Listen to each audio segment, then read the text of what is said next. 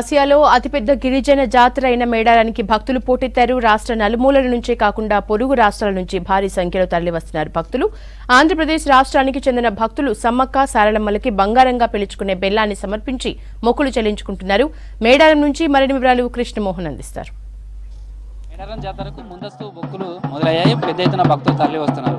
ఒక్క తెలంగాణ రాష్ట్రమే కాదు, ఇటు ఆంధ్రప్రదేశ్, ఛత్తీస్గఢ్, ఇతర రాష్ట్రాల నుంచి కూడా పెద్ద ఎత్తున భక్తులు తరలి వచ్చి అమ్మవార్లకు మొక్కులు చెల్లించుకుంటున్నారు. ప్రస్తుతం కొంతమంది ముందస్తుగా మొక్కులు చెల్లించుకోవడానికి వస్తున్నటువంటి భక్తులను వాళ్ళతో కూడా మాట్లాడదాం. ఈ జాతర గురించి ఎప్పుడు తెలుసు, ఎట్లా వచ్చారు? అంటే మేము ఖమ్మం డిస్ట్రిక్ట్ లో ఉంటాం, మా రిలేషన్స్ వాళ్ళు.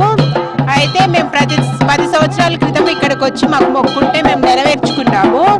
అయితే అప్పుడు నేను ఆ బాబుని పిలిస్తే ఆ బాబు మా ద్వారా వచ్చాడు. అప్పుడు ఆ బాబు మొక్కుకున్నాడు అన్నట్టు, మాకు బాబు పుడితే మేము ఇక్కడికి వస్తామని మొక్కున్నాడు. అదే ఆ బాబు ఇప్పుడు తీర్చుకోవడానికని మొక్కు వచ్చాడు, మళ్ళీ నన్ను తీసుకుని వచ్చాడు. మీరు ఎక్కడండి, మీరు ఎక్కడ మీది? అంటే అసలు మేడారం జాతర గురించి ఎట్లా తెలుసు? అసలు మేడారం జాతరకి నేను 10 సంవత్సరాల కిందట వచ్చానండి. మా వాళ్ళు మొక్కుంటాను వచ్చి నాకు బాబు కోసం మొక్కున్నా, అది నెరవేరింది. నెరవేరితే అక్కడ నుంచి ఆంధ్ర నుంచి ఇక్కడికి వచ్చాను. అంటే జాతరకు వస్తూనే ఉంటారా?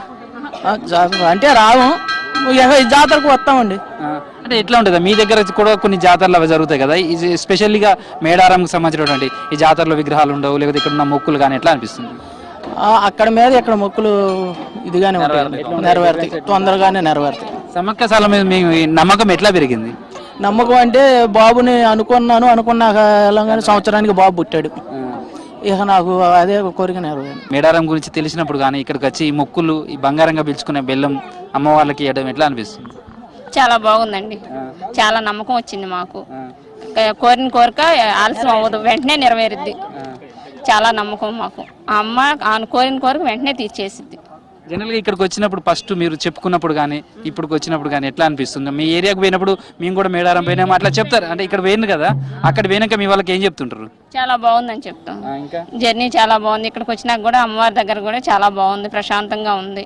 ప్రస్తుతం అయితే చాలా మంది భక్తులు ఉన్నారు. ఎట్లా ఉంది జాతర? ఇంత ముందస్తు మొక్కులు చెల్లించడానికి కారణం ఏంటి? ఏమేమి తీసుకొచ్చినాం? జస్ట్ మేము దర్శనం కోసం వచ్చాం సార్. హైదరాబాద్ ఓల్డ్ సిటీ లాల్దర్వాడ్ నుంచి వచ్చాము. నేను మా వైఫ్ విత్ ఫ్యామిలీ వచ్చాము. మరి ఇంత ముందుగా వచ్చాను? ఇంతకుముందు అంటే ఎవ్రీ 2 years ఒకసారి విత్ ఫ్యామిలీ వస్తాము. మేము మా పేరెంట్స్ అందరూ వచ్చారు. కాకపోతే జాతర రావాలంటే సార్ దర్శనం దొరకదు కదా సార్, క్యూ లైన్లలో నిలబడాలంటే కష్టం అవుతుంది కదా, దాని పర్పస్ అని ముందే వచ్చేసాము. ఒక 1 month ముందే వచ్చేసాము. మేము హోల్ సిటీ లాల్దర్వాజలో ఉంటాం సార్. ఎట్లా ఉంది ఇప్పుడే క్రౌడ్? ఎట్లా ఉంది? ఇప్పుడైతే మామూలుగా ఉంది సార్, అంతా ఏం జనాలు లేదు. లోపల రానిస్తారు, కాకపోతే జాతర టైంలో అసలు రానియరు, అంతే. గద్ద మీద వచ్చినాం, అదే అదృష్టం అనుకోవాలి. ప్రస్తుతం అయితే మేడారం దగ్గర చూస్తున్నటువంటిది మొక్కులు, ముందస్తు మొక్కులు చెల్లించుకున్నటువంటి భక్తులతో అయితే మేడారం జనసంద్రంగా మారుతుంది, భక్తి పారవశ్యంగా మారుతుంది. ఎందుకంటే జాతర సమయంలో రావటం ఇబ్బంది అనుకున్న వాళ్ళంతా కూడా ముందస్తుగా వచ్చి తమ మొక్కులు చెల్లించుకుంటున్నారు.